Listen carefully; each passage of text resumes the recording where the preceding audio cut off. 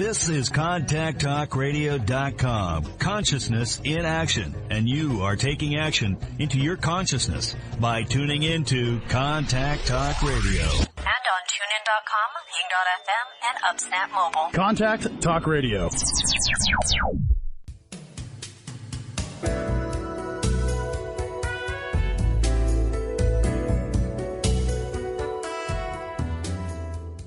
When was the last time you felt inspired? Are you ready to take your passions to make a difference while living a life you truly love? Your host, Katana Abbott, who is a life and legacy wealth coach and certified financial planner, searches the world to bring you experts in the field of personal and professional growth, wealth creation, and mind, body, and spirit. So grab a cup of coffee and take that quantum leap you've been waiting for. Smart Women Talk Radio, the link to live with purpose, passion, and prosperity.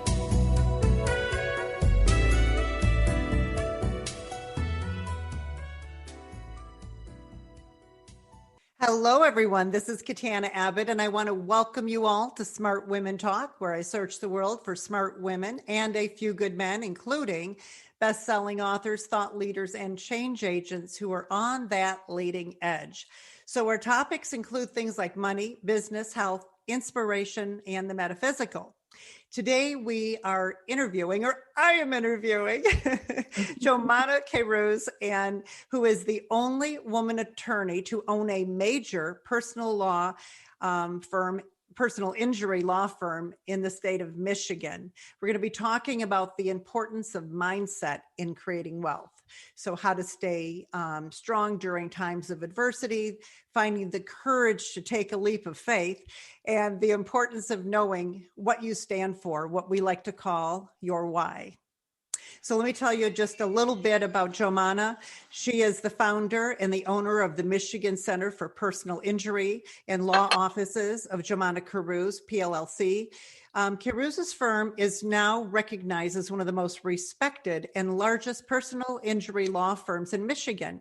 And Kayrouz is one of the most recognized attorneys in Michigan, with her picture having graced for several years the covers of hundreds of buses, billboards, and televisions. She has built her career around a combination of legal savvy, hard work, and sincere empathy for the financial, physical, and psychological needs of accident victims. So, Joumana, I am so excited to have you here to talk about the importance of this idea of mindset in creating wealth. So welcome to Smart Women Talk. Hello, Katana. Thank you very much for having me. It's really a pleasure. I want to begin by commending you for what you do for women particularly.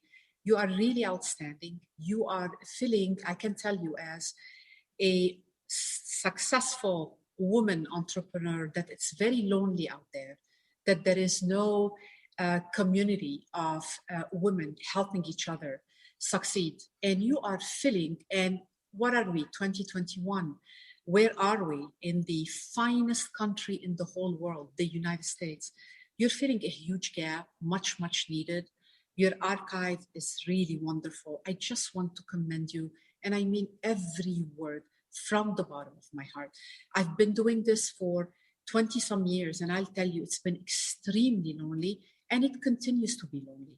There aren't too many women I can look to, talk to, mastermind with, bounce ideas off. You're doing something phenomenal. And it's been what, 20 years that you've been doing this? You are a trailblazer.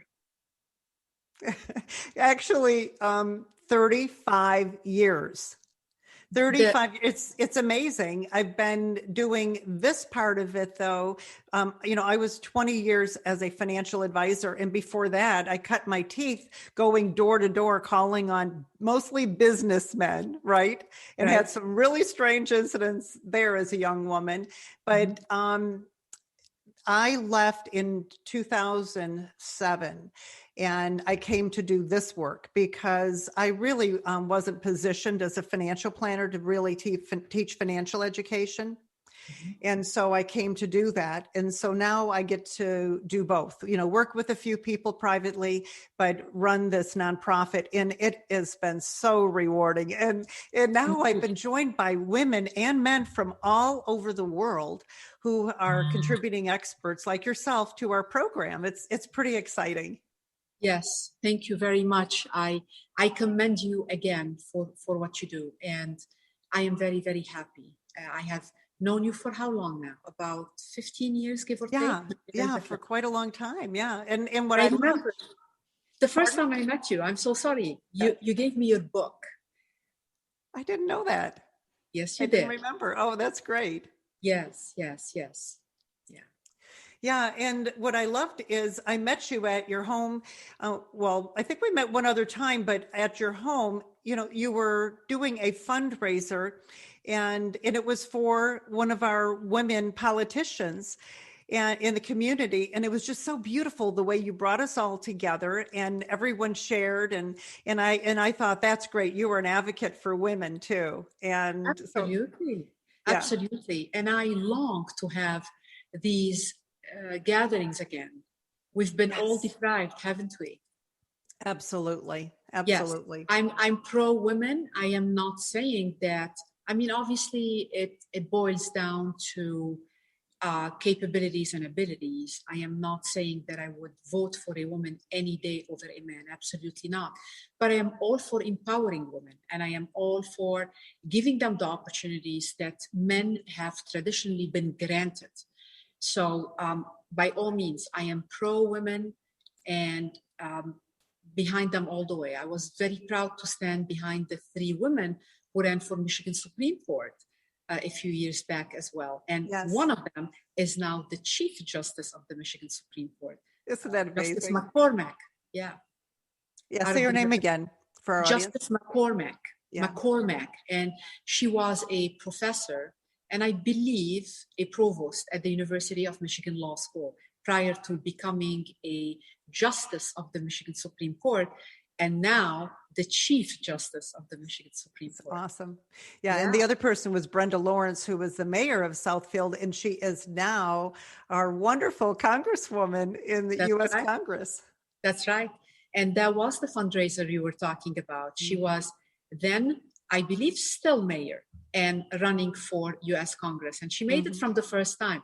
But let me tell you, Brenda Lawrence will be the first person to tell you that she has tried a lot of things and not succeeded at, but she did not give up. And somehow she found a formula for not turning what looks like rejection into something that will stop her from continuing. I mean, she ran for a whole bunch of things between being a mayor of the city of Southfield and becoming a congresswoman, and she did not succeed.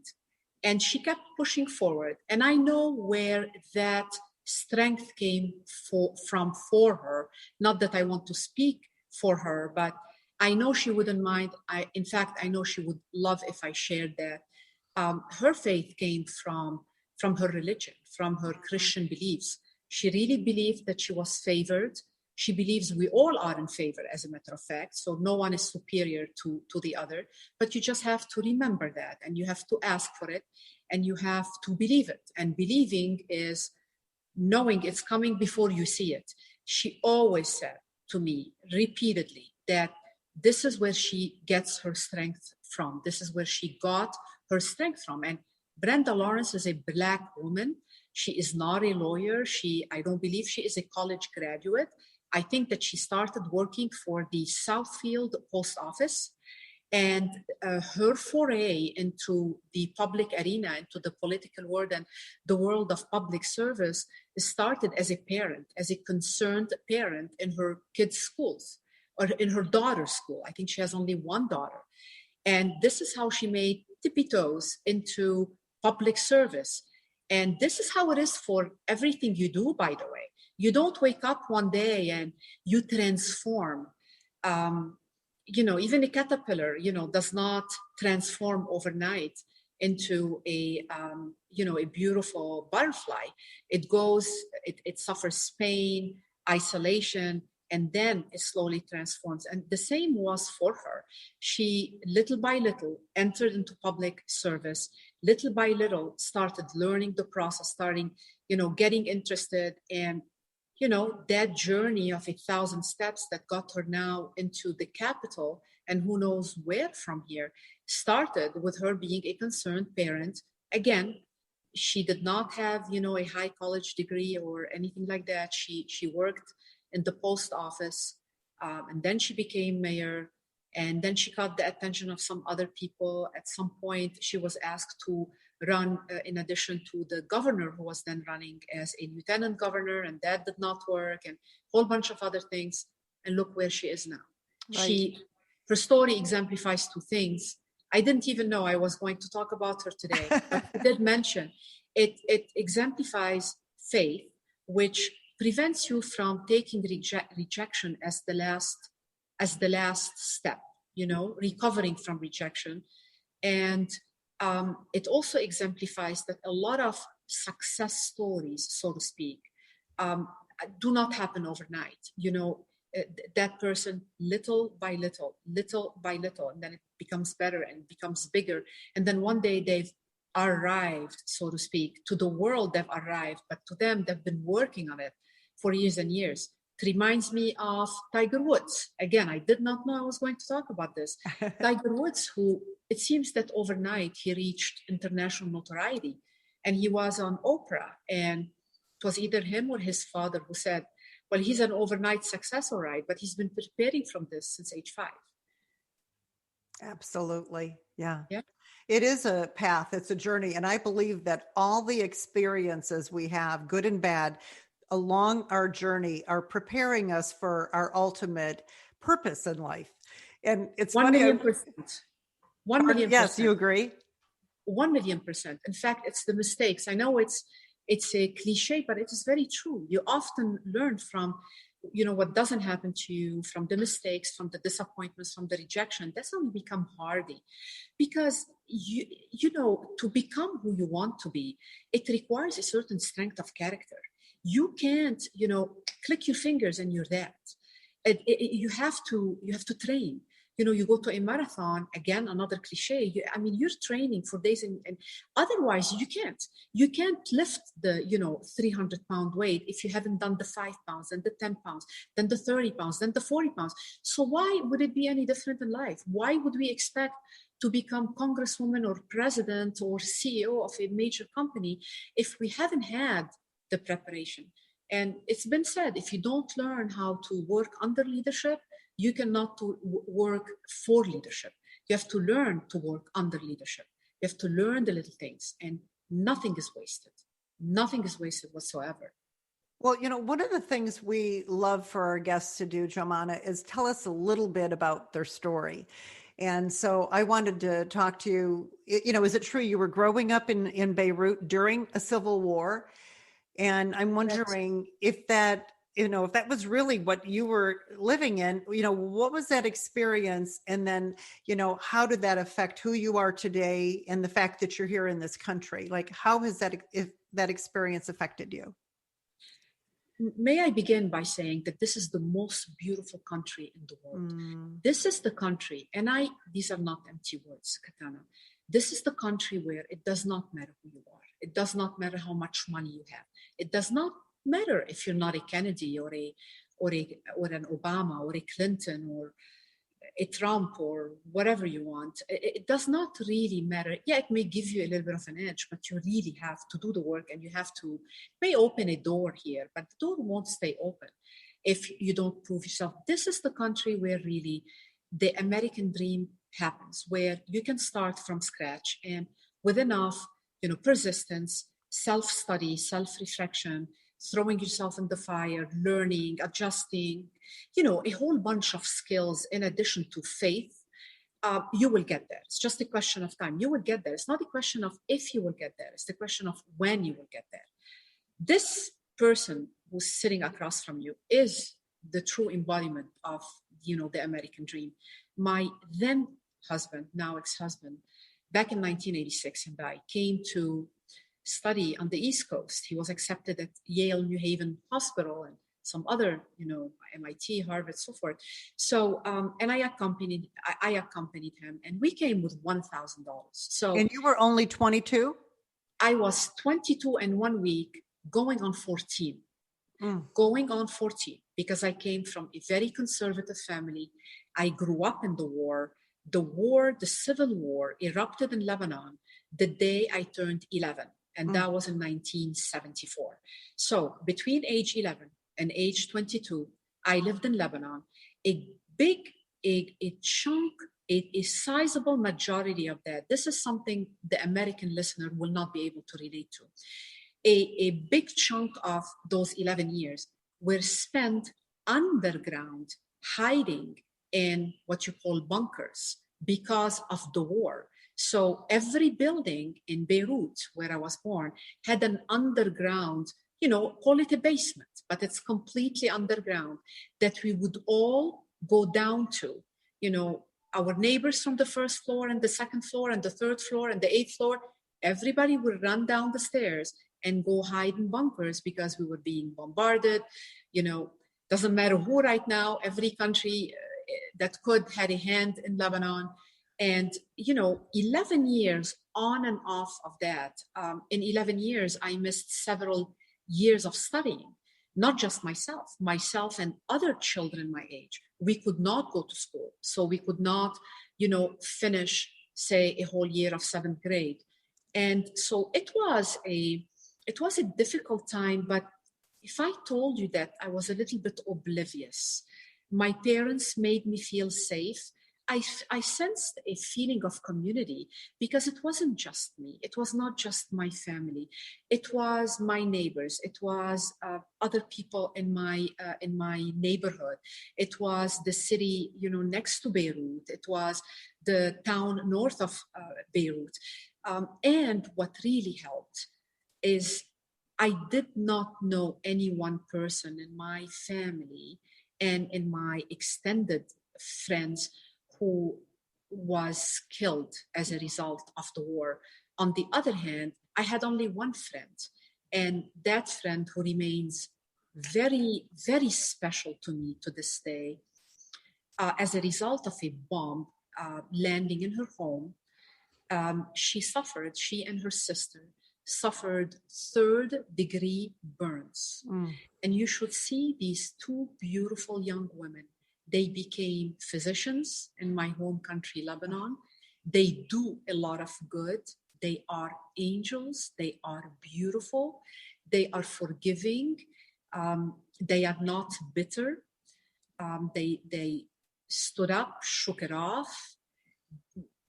From what I remember and from what I have continued to see, they never took on that, victim mentality. They went on to become doctors. They are serving their communities. This is the only example where the war touched me pretty close, the civil war. Through these girls. Now, how did that, affect me? Lebanon is a developing country. It's a developing democracy. And it's a far cry from being a democracy. So when I came to the United States, this 22-year-old girl's eyes were opened to the freedoms here, to the freedom of expression, to the freedom of opinion, to the fact that the individual and the community can make changes. I remember when I was finishing my undergraduate studies in Connecticut, the Yale University campus was abuzz with protests because Yale University was the only Ivy League school that did not pay taxes to the city, to the poor city of New Haven, and all of the students were protesting. And then later on, I witnessed, I don't know if I were a student by then there, but I witnessed students protesting and conversations happening about what was happening on the Hill. That was during the Anita Hill congressional hearings, when one of the justices was to be sworn as a United States Supreme Court judge, and Anita Hill testified before Congress about allegations of sexual harassment. Interestingly enough, I don't know if you know that, one of the very things I'm very proud of is About a year and a half ago, I was sworn in before the United States Supreme Court of Justice in Washington, D.C. And that very same justice was one of those who was present. And I was sworn in by Chief Justice Roberts. But that's beside the point. I never thought when I isn't that just so amazing? Like, you never could have dreamed it. When I say I'm the American dream, please believe me. When I say it was not supposed to be that, when I say I was not slated to be sworn in front of the United States Supreme Court, to create a beautiful business out of $1,000 in this country, I'm not tapping myself. I'm just saying it's not believable. But I know why. It's this guy upstairs, and it's me doing what I need to do. Failing most of the time, but then getting up, shaking off, feeling sorry for myself, feeling rejection, then talking myself out of it and continuing. And that's it. So I want to go back to this because I think you mentioned something about watching these protesters, because you were going to school for medical to become a doctor. In Lebanon, I was pre-medical student. Yeah. And when I came to the United States, the plan was to become a doctor. My then husband was a doctor. And when I came here, yes, and going back to this point that I started, when I came to the United States and I saw how powerful individuals are, I could not believe it, because in my home country, I did not see that. Yeah. I did not see that. So, and I saw how powerful lawyers can be, how powerful advocates people can be, whether lawyers or advocacy groups, or that was new to my fresh eyes. Right. And I've always been told you should be a lawyer anyhow. And, I think maybe then I made full circle to what my calling was to be. Wow. Yes. So then you very inspired by those events. Yeah. And you came to Detroit to Wayne State Law School. Yes. And then I did a master's at Yale University in ethics. And then I relocated to Michigan. At the time, I have 2 daughters. And at the time, my youngest daughter was only 1 year old, 1 year of age. So I wanted to be in a 4-year program and spend some time with her. And Wayne State University law school is an outstanding university. Oh, yeah. Extremely tough to get into. They have one of the highest bar pass rate in the state of Michigan, actually. And I was able to do a 4-year program, which was a little bit easier on me than if I were to do a 3-year program. Right. Oh, that is wonderful. Yeah. So when you got your first job as an attorney, were there other women there? What did you learn? I just want to understand this first experience. Like, what did you learn there? And then ultimately, why did you leave? So, well, my very first job, because some people go to a firm and they'll stay there forever, right? And you were there how many? So anyway, I want to hear your story about that. Let me tell you very quickly. I was very blessed to join a national law firm, a very prestigious law firm by the name of Philo Atkinson. Harry Philo, Linda Atkinson, 2 giants. Harry Philo he's considered the father of personal injury, the father of tort liability, known throughout the country. God rest his soul. He's passed many years now. And Linda Atkinson, who was his partner as well, a very powerful woman and a very, very successful woman. And last I checked, still practices. So I did join that law firm, a national law firm. Sadly, after a little while, the firm, broke up because Harry Philo retired and things changed. And I felt that it was time for me to make a change. But Linda Atkinson, a very, very powerful woman attorney, and there were other women in the firm as well. And Harry Philo, a true fighter, a true warrior. Personal injury can be a very dirty business because there is a lot of money in it. And this man never thought this way, never lived his life this way. He always thought that the true purpose of filing lawsuits, tort liability, is not really money, that's not what it ought to be. It's not really financial compensation. First and foremost, It should be the prevention of injury. In other words, every time you file a lawsuit, hopefully, with this little slap on the hand, you're improving the system so that this injury doesn't happen to somebody else again. Let's say, a defective car and a lawsuit is filed. Well, that's a financial slap to the manufacturer of the car so that they improve their product so that the likelihood of somebody being injured in the future is less and less and less. He always taught everybody, myself included, the true purpose of tort liability, meaning filing lawsuits, really is the prevention of injury. But when that fails, then money compensation. So been very blessed to join that firm. It was a short stint, but here 20 some years later, I'm still talking about it. And I owe a debt of gratitude. And a very powerful female role model for you. Linda Atkinson was, yes. I mean, that had to have a positive effect for you to see her and what she was able to do. Yes, my mother too. Although my mother did not have a college education, but she was a very, very she still is a very, very powerful woman, a very strong woman. That she has and continues to be a very strong role model for me. And where is your mother now? In Beirut, Lebanon. She's still there. Oh my.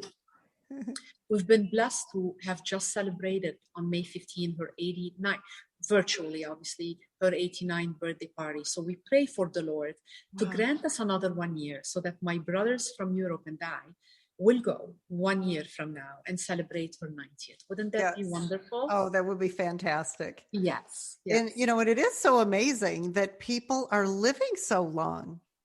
Yes.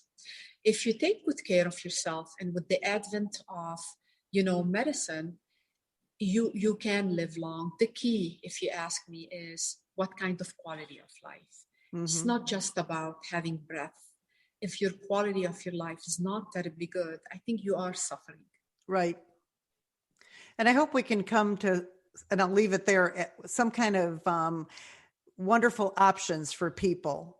I don't ever want to be in that kind of a state. I've gone to my attorney and created documents to protect me from being kept alive artificially and stuff. I've seen what happens when people don't have proper paperwork. So I will not let that happen to me. And I have my buy-in from my whole family, so they have to cooperate. And you're touching upon something extremely important. Whether you know it or not, there are laws in effect that will be executed unless you have told the world otherwise. I mean, a lot of people don't have their will, and they think that everything will be left to their family or in the manner that you know what? In the state of Michigan, for example, we live in a state of intestate succession.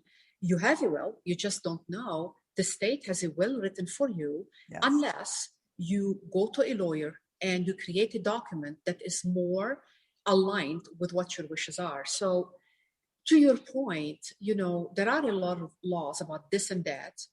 You must consult with an attorney about your future, about your medical future, about your abilities, powers of attorney, about what the laws that will be in default if you don't do anything about it. If you're okay with the laws in default, then that's fine. But chances are you're not going to be okay with everything. Then be empowered and, create the documents needed, like you just said. Yeah, absolutely. Yeah. And, there's help for everybody too, because there are organizations for people that, can't hire an attorney. There is help for people, but getting the basic will and the power of attorney is so important too. So you can name who you want to make medical decisions and financial decisions for you. Yes. And when we say a basic will or a will, I mean, most lawyers will advise you, a will is not what you really want. You want to create a trust because a will becomes public, and there will be a lot of legal fees after you're passing to quote unquote probate that will. Right. But we're speaking generally. You and I are speaking generally right now. We call this umbrella called will, really letting the world know how you want to dispense of your affairs and whom and to what and in what manner after your passing. Yeah, absolutely. So I want to come back to your story because it is so interesting. So here you have this fantastic job, the firm closes. And so is that when you opened your firm? The firm does not close. The firm goes in another transition. And I feel that this is a time for me to move on. It's interestingly enough, the changes with the firm coincided with changing in my life, where sadly, I had to face the end of my marriage. And it kind of felt like a very osé time. It felt to me like this is the time to take leaps. This is the time to be courageous. And 50% was courage and 50% was ignorance. And sometimes ignorance is bliss, because when you don't really sit, so it's good to think things through. And then if you think things through to the point that you become so disabled that you cannot take the first step, it's become self-sabotage. So looking back at my life, I've taken so many steps without really doing the proper homework, without even thinking enough about it, much less overthinking it. But looking back, because I was pretty naive about it, I made the jump without holding back. And it turned out to my advantage. Of course, I made mistakes. I make mistakes every hour, by the hour, believe me. But sometimes, like they say, ignorance is bliss to a certain extent. So you opened your firm on your own, right? And I think I read somewhere where you had a phone, a fax machine, a desk, That's it. right? And you ended up winning was it a sizable case, like a really big case or something? And then that gave you a different mindset. I'm trying to, because I've read stories, I've heard things, and I just wanted to know what happened. There was something that happened, that there was this transition. And I'm curious what happened with your life there. So that huge case you're talking about is a $50,000 settlement. Oh. Let me explain. First of all, again, there is no one moment where there is you and then there is the new you. There is no one moment where you are, technology style, or I don't know what these sci-fi movies style, you are transmuted from this 3D reality to the new you. It doesn't work like that. It does not work like that. It did not work for me like that. And I surmise it doesn't work for anybody like that. Let me tell you why. Because you need to build the skills along the way. You need to build all the skills you need and hone these skills so that when you get that ultimate position, whatever it is, it was a natural transition and you'll be able to keep it because you didn't steal it, you didn't buy it, you worked yourself to it. So that very first $50,000 settlement, I mean, it was a case that was turned down by another prominent firm in town. And this gentleman of Middle Eastern descent called me. Long story short, I just started my firm. I had no clients. I had all the time in the world. So I discovered that they rushed into turning him down, that there was really coverage, that his injury far exceeded the policy, and the policy was only $50,000. And I could not believe at the time that, I just settled in my hands $50,000. Remember, I started the firm from the ground up. I had no money put aside. I had no pocket of money, neither for advertising, nor for a secretary, nor for anything.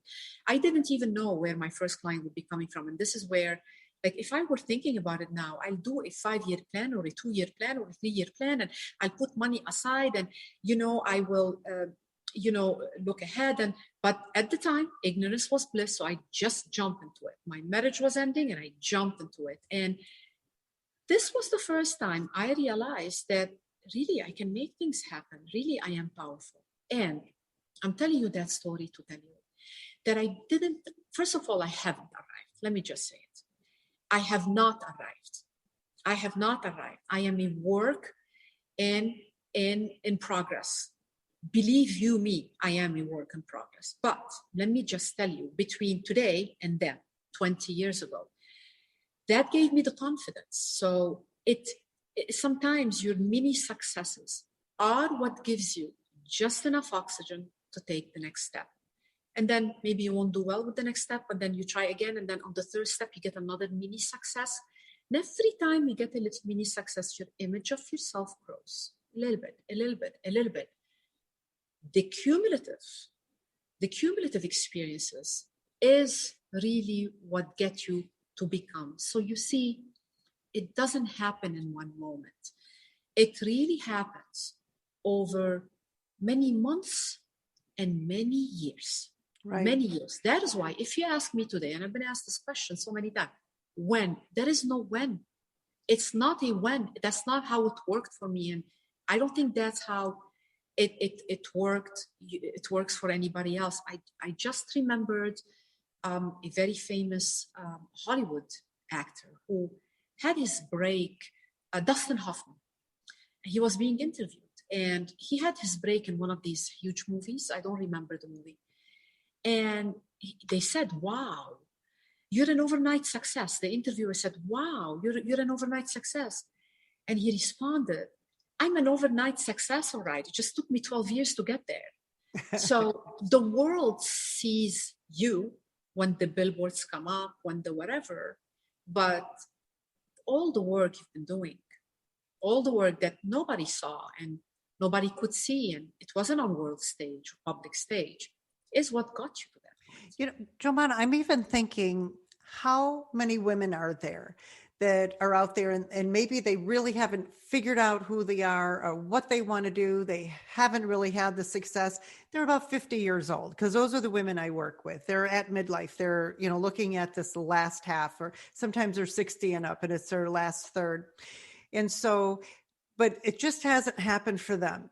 And what I've been writing about recently, and I've been looking up stories, is it's fine, because it may be that the second half of your life is going to be when everything all comes together, because now you finally have the wisdom and the connections and maybe the money and all the other things. And earlier you weren't prepared for it. And we just have to trust that this is what's going on, and find the support so you can keep going and be told, because a lot of people don't have someone they're telling them to move forward. And, you know, that's why I created Smart Women's Empowerment, because I couldn't do what I do when I was a financial advisor. I got paid and I had so much time, you know, to meet with the client, gather the data, do the financial plan, but I really didn't have time to do what I do here, which is, you know, to educate and to really help people take a whole new path.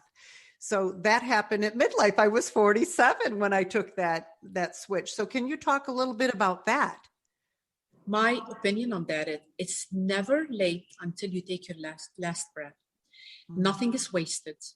Everything is what we call making dirt. Everything is needed. But if you give up on yourself, that's different. Then you're not going to see it to fruition. There is no telling how long you're going to live. Just because you're in your 50s or in your 60s does not mean you have less years than those who are in their 20s or in their 30s. Only the Lord knows that. If the history is full, I say to these women, you cannot give up, because if you give up, then you may have gotten towards the end of the tunnel without you knowing it, and then given up at the last second, you know, half an inch before you discover the gold. And history is full of people who became extremely successful by any standards, left their mark on history, made a lot of money, whatever you want to call it, at a much more advanced age. I'm thinking right now, I just read about, you know, the designer, Carolina Herrera. There was no Carolina Herrera until, I believe, her late 40s. Carolina Herrera, I think, was, if I'm not mistaken, a housewife. And she decided to put that talent that she had to work, rather by a lot of other people's standards, very, very late in life. So Carolina Herrera became the designer, Carolina Herrera, very late in life. There are a lot of examples of people who, in the so-called last chapter of their life, you know, made an astounding, you know, contribution, but I don't think you're going to see that for yourself if you don't keep hoping, if you don't keep having faith. I don't think you're going to see that. So you have a personal responsibility. And let me also say, just like, your material is all over the internet, for anyone who wishes to tap into it, and it's free advice, we live in an era where it's all free. So all these women who are feeling, lonely and unsupported, try as best you can to find people in your life to support you, especially women, and look to the internet, look to YouTube, look to podcasts for empowerment, because there is a lot in there. You have coaches available to you free of charge 24/7. Try to learn from them. I also feel inspired to tell your female listeners, especially those who feel like, how can they start from nothing? I started from $1,000. Lisa Nichols, she is a fabulous, you know her, she's a fabulous motivational speaker who went from welfare to having her company now publicly traded. From welfare, nobody gave her any penny. She would save money and put it into what she called, it was like $10 at a time, $50 at a time. It was her dream, funding my dream. She called it funding my dream. And, people at the bank would get these checks. In those days, 20 years ago, you wouldn't deposit a check, they'll get these checks in the mail and who's this lady of funding my dreams? And from putting $5, $10, she wouldn't do her nails anymore. She wouldn't go to the restaurant. She skipped on everything, and every penny she saved, she'd put it in her funding her dream. And one day her funding her dream turned into a $70,000, investment. She went to the bank and she started something magnificent with it. So this is Lisa Nichols for you. From welfare, and right. She is not white, she is Black. So she is a woman, first whammy. She is Black, second whammy.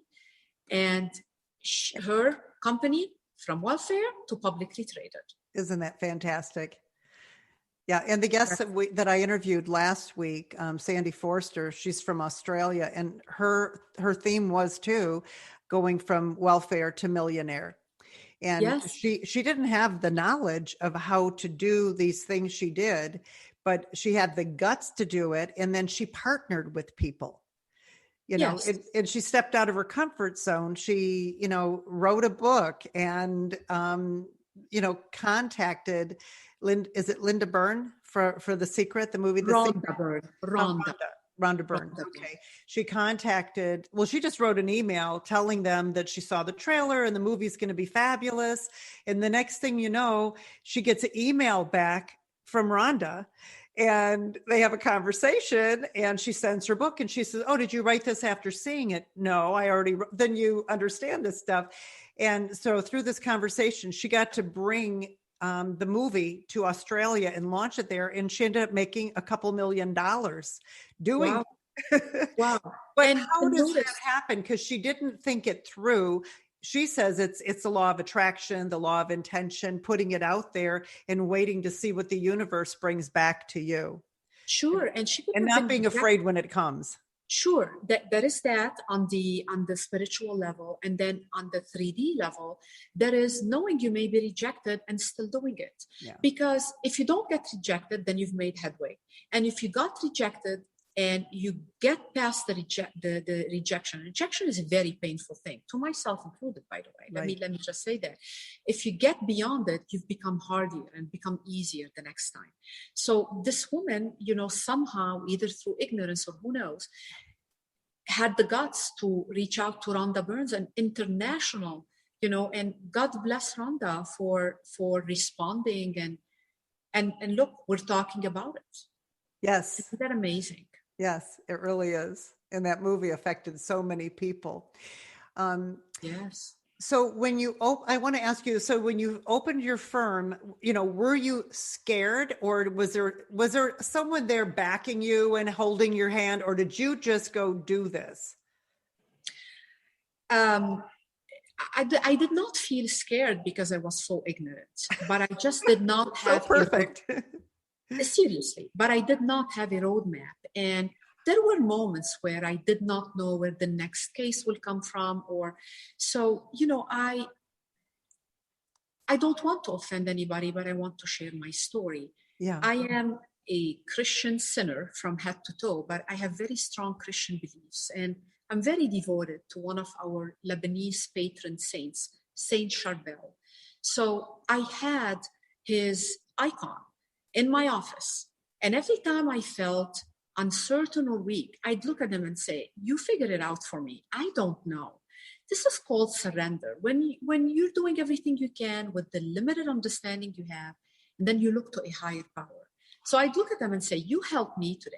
You help me. You help me figure this out. It's been a very long road and a very painful road and a very lonely road and a road full of obstacles, of rejection, of loneliness. To build my firm, I used to work 7 days a week and then 6 days a week. And if I ever made the mistake of going to one of my male colleagues for advice, they won't give it to me. They won't give it to me either because they didn't want to give it to me or because they couldn't articulate it. So I received very, very little advice. And when I was a lawyer, by the way, before I went on my own and in the early stage of being on my own, I'd typically be the youngest lawyer maybe in a team of lawyers on a certain case. And I was often marginalized. I'd walk into, a facilitation with other lawyers. And here comes this blonde woman with an accent and young. I mean, now I'm 57, but at the time I was 35. So, and dresses a little bit differently and all of that. And I cannot tell you how often I felt, maybe they meant it, maybe they did not, maybe it was subconscious, maybe I was sensitive, but I felt marginalized. I felt minimalized. Every time I'd open my mouth to say something, they wouldn't hear me. They wouldn't acknowledge it. I felt it fell on deaf ears. I remember one time I went to court and there was a judge in Wayne County. It was the last step on a case, approving a settlement for a deceased who had, 7, 8 children who came out of nowhere wanting to share in the settlement. So the law firm sent me because it was a low risk case and they did not want to bother with it. So they sent the young lawyer in there. And I stood there and, the judge said, how would you feel about, appointing a GAL? And the lawyer next to me, dressed in a suit, I have no objection, Your Honor. And the lawyer next to him, I have no objection, Your Honor. And the lawyer, I have no objection. And then when it came to my turn, I'm sorry, Judge, I don't know what a GAL is. And the whole courtroom burst out laughing. I was not taught in law school what a GAL is. I was taught in law school what a guardian ad litem is in one of my estate planning classes, not even a requisite. I forgot about it, standing on my feet there. It's one of my first visits to court. I couldn't be fast enough. I was nervous. I did not know, and everybody burst out laughing. It was a very humiliating experience. I remember another time when I appeared before a judge who is about to retire. And that judge looked at me. I approached the bench, putting something on the record. I don't remember. And he goes, "Are you a lawyer?" I said, "Yes, Your Honor." He goes, "What's your P number? What's your barcode number?" And I felt so humiliated. He could not believe I was a lawyer. And I remember looking at him saying, "I'm going to make sure one day you remember my face." Sometimes when you are humiliated and you feel like a humiliation in a big way, sometimes it's a huge fire under you. But you got everyone, I wanted to ask you about the billboards because you are very famous in Detroit because everyone knows who you are. I just mentioned to someone else who had been in Detroit and I mentioned, and she knew who you were because of the billboard. She was coming down to a concert. So that had to be something, so different, especially a beautiful woman to put herself there because you knew that was your audience. I have a feeling that you wanted them to know they could come to you, but you put not just a couple, you put it ended up being, you told me 100, over 100, 150 of this. And then I want you to say, how did you do that? And then there must have been pushback from people. So I was literally inspired to put them. And I remember like some people telling me, oh, you are so gutsy to put them. I'm like, what do you mean? Like, what do you mean? I did not feel that it took courage. I needed to build my brand and I wanted people to know. I felt an inspiration. And at some point, you know, they started from one billboard to over 100 and actually over 175 between billboards and the bulletins, they're called bulletins, the smaller ones, and my picture on over 700 buses. That was the largest contract, outdoor contract ever signed by outdoor, the billboard company. They even issued a press release. They said even Coke did not ever advertise. It was to this day, I believe it is the largest outdoor media contract. This girl who came with $1,000. So I got the inspiration. Looking back, I will tell you though, have you heard that thing like too much of a good thing? Too much of a good thing. Yes, yes. I think it was overkill. Again, sometimes you think if it's working, then if you do more of, it's going to work more. And it takes distance sometimes and wisdom to step back and say, that may have been a bit of an overkill. So now I'm mindful of the fact that I don't want to violate people's privacy and be in their face every which way. The mature me, the me who has evolved, if we're given the choice right now to throw another 700 buses and 200 billboards, will not do that because I don't want to be in people's faces to this extent. I feel that I will be violating a little bit their space, and I don't need to do that. Like I do not want somebody to violate my space. But it worked for you at the time. And it was a gutsy thing for a single woman to do who came here, you know, from Beirut with $1,000. And it helped you reach the market that you wanted to reach, people in the community too. It worked for me at the time, and it continues to work for me. Yeah. It does. But, you know, that's not all I do. You know, I'm an Ivy League graduate. You know, I've been doing this for years. You know, I am on the radio live every single day for 1 hour. People have the chance to know if I'm the real deal or not. People have the chance to know whether I'm just a picture. Of course, it started at just a picture, but, you know, there is a lot more of me so that, you know, the picture is the branding. But then if and when the phone rings, then you have the opportunity to show them your competence, to show them your customer service and all of that. There was a lot of pushback, yes. I mean, and I'm sure there is to this day. There was a TikTok circulating about me a little while ago, and there were hundreds of comments. I don't read the comments because I know who I am, obviously. I don't need to read the comment to know who I am. But I was being told that, they say I'm an image for a law firm that doesn't exist. Behind me, there is a man who's funding the law firm.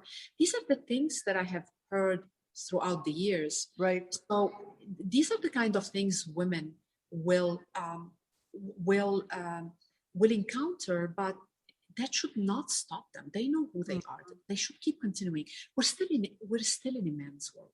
Yeah. And you have to work 3 times as hard as any man, by the way. And I think it's time, isn't it?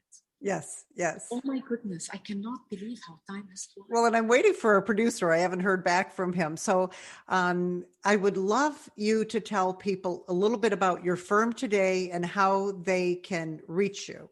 So where you're located and how they can reach you if they're looking to connect with you. My office is located in Southfield, Michigan. We primarily do, and we've done it for over 20 years, personal injury with a concentration on car accidents. I can do this in my sleep. However, a few years back, we've added a very strong immigration department, a strong personal bankruptcy department, as well as other things like Social Security and workman's compensation and other matters. Great. And the number is 866 Your Rights. Your Rights. RIGHTS. 866 Your Rights. Yes. And the which is the best website for people to find you? Yourrights.com with 2 R's in the middle. YOURRIGHTS.com, and you can send any submission. Okay. Even wonderful. if it is for mentoring or not for a legal consultation. I see them all. Yeah. They so get to me. Yeah. I'm sure you do hear from all different kinds of cases. So what would be your last tip you'd like to leave women who are listening today? I just want to tell them it does not matter where they start. It really doesn't. And I'm an example of that. And I and millions of women are an example of that. Yes, you're going to be, you're going to be lost. You're going to be confused. You're going to be discouraged. You're going to be rejected. You're going to be disappointed. But if you do all you can, you teach yourself, you learn from others, you go on the internet and learn, you get the coaching, whether you pay for it or whether you have it free, and you stay the course. If you stay the course, you're going to get there. You will. It's not if, it's only when. That's all it is. It's really that simple. You just must stay the course. That's it. And along the way, you learn along the way. You take the first step, and then you learn on the second step. And so you don't think you need to have the knowledge today. You have, something, you take that first step, and then you learn something, you adjust. So just take that first step. Inspirations and information and adjustments are going to reveal themselves every step of the way. Truly, I say to you, if you stay the course, and of course you're going to feel like giving up for a day or a week or a month. It happens to all of us, myself included. Mm-hmm. But if you shake yourself up and get back, you stay the course, you'll get there. Yeah. And it's that simple. Thank you so much for joining us today. It's been absolutely wonderful. I know we talked about this years ago when we first met, but everything happens at the right time. I really do believe that. And I agree with you. And I thank you for what you are doing for women. I really do. On behalf of my two daughters, I thank you. Thank you. Thank you very much. So for everyone that is watching or listening, I want to invite you to, I have a real short URL, joinsmartwomen.com. You can come there, put in your name and email. You'll start getting our monthly newsletter, which is theme-based. So this month it was all about the mindset of millionaires. And next month we have a health theme coming up. And you're going to meet Dr. Brianne, and she is a physical therapist, and she does work with pelvic health. So whether this is just happening now or it's because you had children, she has great exercises for women of all ages. So a lot of great free programs too. So especially she has a wonderful one right on our program. So right in the Smart Women's Academy. And you can come into the Academy and access all kinds of courses, like Joumana said, for free. So come to joinsmartwomen.com, share it with your friends, and come join us. And these shows that you're watching, they're on, all the different podcast venues and also on our YouTube channel. And then, of course, you can watch live today, but a lot of people can't watch live. So I just want to thank everyone for being here today. And until our next show, please go out and live with more purpose, more passion, and prosperity.